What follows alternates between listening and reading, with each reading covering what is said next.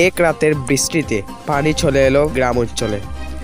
বড়লেখা উপজেলা সাইনিক উত্তর শাহবাজপুর ইউনিয়ন পরিষদের ১ নং ওয়ার্ড বড়াইল গ্রামে এক রাতের বৃষ্টিতেই পানি দ্বিগুণ বেড়ে গিয়েছে।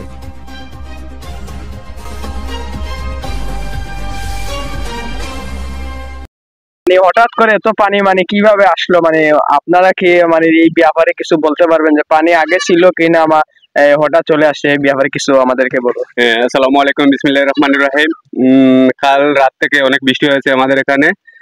আজ থেকে দুই তিন দিন আগে আমাদের ওখানে পানি কম ছিল, আর কাল রাত থেকে অনেক বৃষ্টি হয়েছে আমাদের ওইখানে। বৃষ্টি হওয়ার পর চারিপাশে অনেক পানি হয়েছে, তাই আরো বৃষ্টি হওয়ার সম্ভাবনা আছে, আরো বাড়ার সম্ভাবনা আছে।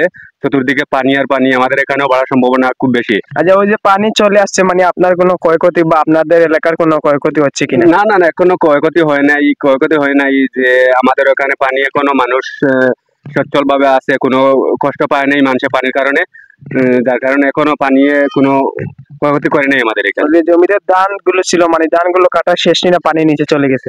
আলহামদুলিল্লাহ, আমাদের ওইখানে গ্রামের অনেক ধান ছিল আমাদের জমি।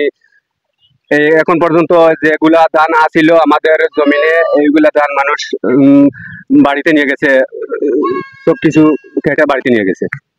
ধন্যবাদ আপনাকে যে আমাদের সাথে যুক্ত হয়েছেন সোশ্যাল মিডিয়া 99। ধন্যবাদ আপনাকে।